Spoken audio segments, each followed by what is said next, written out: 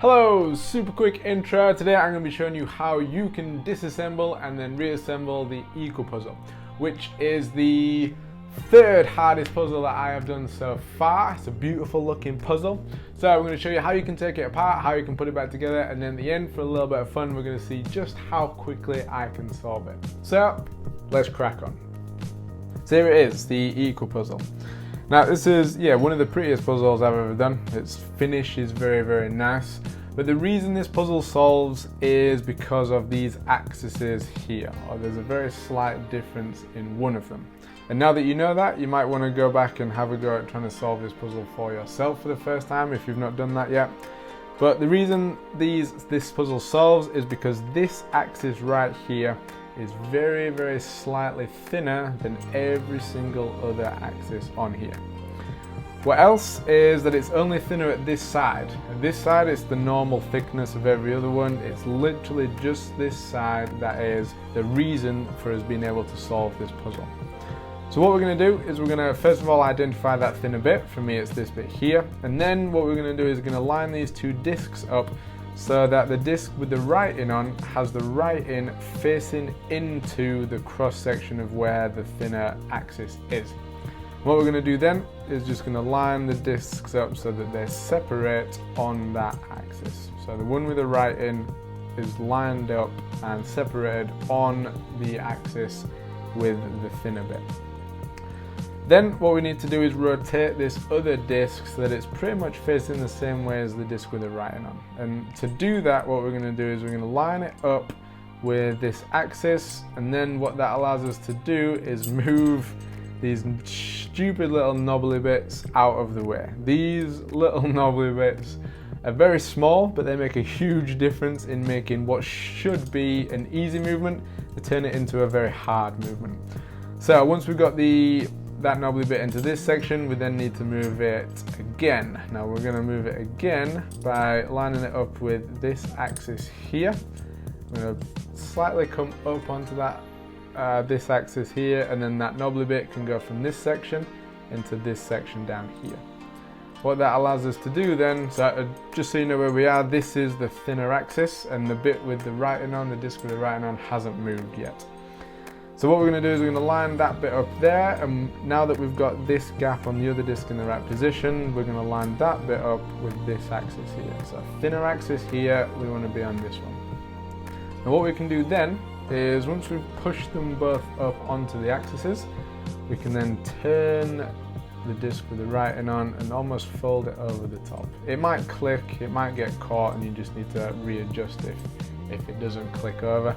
But then what we can do is, because this bit is the thinner bit, we then have enough movement to rotate that disc completely around, and then slide, when this bit's in the right position, slide it off and essentially separate it from the frame there. And then all we have to do is rotate that second disc so that the gap is facing down and slide it off there. And there we've separated the frame, and now we've got the easy bit. We put these two discs back to where they were when they were inside the frame. Because the frame's not there anymore, we can pass it all the way through. We can rotate it 180 degrees, and then we can separate those two discs just like that. And to put it back together, we just reverse that entire process. So we take our discs, we line them up, we put them back together, we rotate it 180 degrees, and we push them all the way through to this side. Okay? Then with the frame, as long as we identify which is the thinner bit, then we're good to go. For me, again, this thinner bit is here. It might take a little bit of practice in being able to see which of all the axes is the thinner bit, because it is very, very slight. But once you've got it, lined it up there, so that is the thinner bit for me. I want to be on this bit here. So I'm going to line, again, not the disc with the writing on, the other one. We're going to put that on there, and we're going to rotate it this way around. And that bit's going to drop into position there. And then from here, the disc with the writing can come on. It can come back over the top of the thinner axis.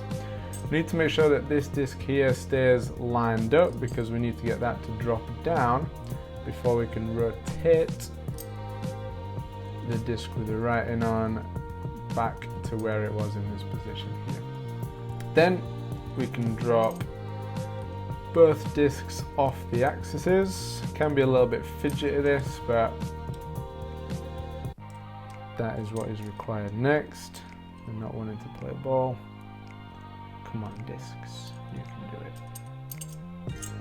So we get back down into this position eventually, and from here, now all we need to do is rotate this piece back to a position where it is opposite so that we can put the discs back together.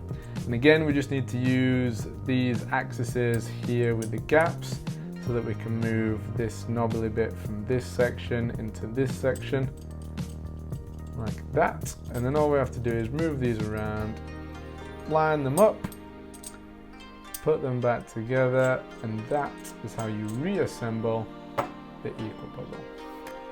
So there we go. That is how you take this one apart. That is how you put it back together. As I said before, now we're gonna have a quick go at seeing just how quickly I can solve this puzzle.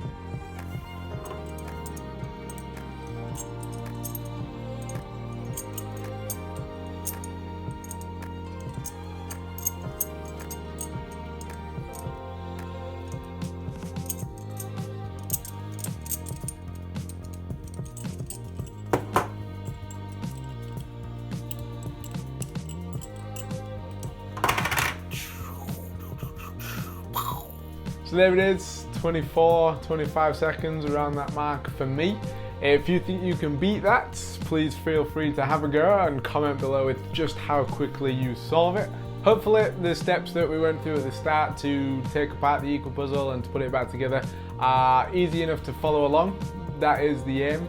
I want to make it as simple and straightforward instructions and visuals as possible. So hopefully I have achieved that in some fashion. And if you want to see more videos just like this one, or if you want to see me solve the EQUA puzzle for the first time, then click that video just over there. If you want to see me solve some of these other puzzles or solutions to these other puzzles, then click that video there and click my face here to subscribe.